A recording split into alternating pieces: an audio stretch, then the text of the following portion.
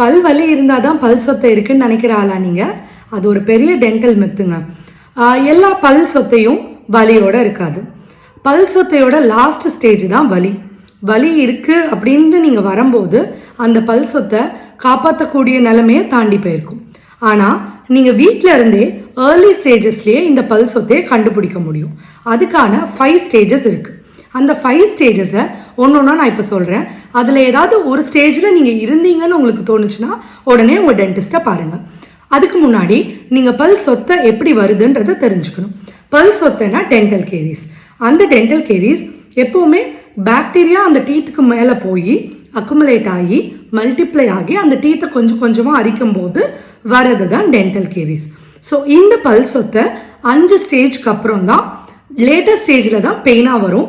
அதுதான் உங்களுக்கு தெரிஞ்சு நிறையா பேர், பெரும்பாலான பேர் டென்டல் கிளினிக் வரும்போது வலியோட வருது.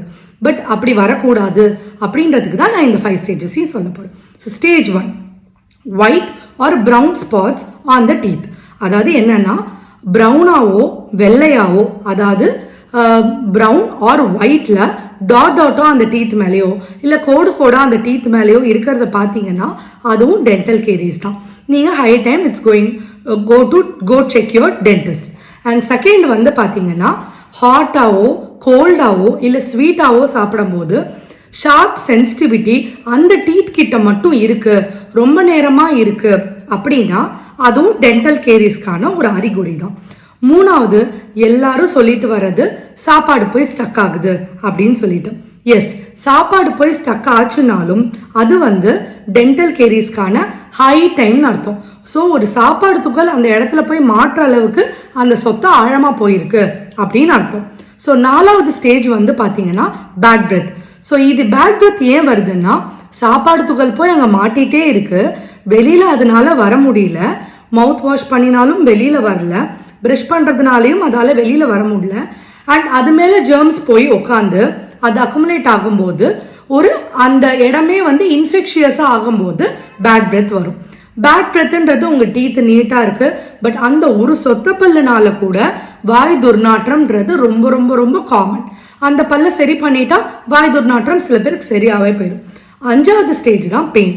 ஸோ பெயின் ஸ்டேஜில் நீங்கள் வரும்போது ஒன்று அந்த பல்லு காப்பாற்றுற நிலையை தாண்டி போயிடும், இல்லை காப்பாற்றுற நிலை சாதாரண அடைக்கிறதா இருக்காது, ரூட் கெனால் பண்ணுறது அப்படின்ற மாதிரி பெரிய ட்ரீட்மெண்ட்டாக போயிடும். ஸோ எப்போவுமே ஸ்டார்டிங் ஸ்டேஜ் ஆஃப் டென்டல் கேரிஸில் நீங்களே கண்டுபிடிச்சிங்கன்னா டீத்தையும் சேவ் பண்ண முடியும், பெரிய ட்ரீட்மெண்ட்டாகவும் பண்ணாமல் ப்ரிவென்ட்டும் நம்மளால் பண்ண முடியும். So always dental carries will not come with the pain. You have to get it checked every 6 months with your dentist. So it's highly recommended to get your checkup always. So நீங்கள் இந்த checkup எடுக்கிறதுனால என்ன அப்படின்னா பெரிய ட்ரீட்மெண்ட்டும் பண்ணிக்க வேண்டாம், பெரிய ட்ரீட்மெண்ட்டுக்கு ஏற்ற காஸ்ட்லி ட்ரீட்மெண்ட்டாகவும் உங்களுக்கு போகணும்னு அவசியம் கிடையாது. ஸோ தெரிஞ்சிருப்பீங்கன்னு நினைக்கிறேன். இது நியூ இன்ஃபர்மேஷனாக இருக்கும்னு நினைக்கிறேன். Follow for more videos. உங்களுக்கு அதே மாதிரி ஏதாவது டாப்பிக்கில் டவுட் இருக்குது அப்படின்னா please do comment and subscribe to my channel. Thank you.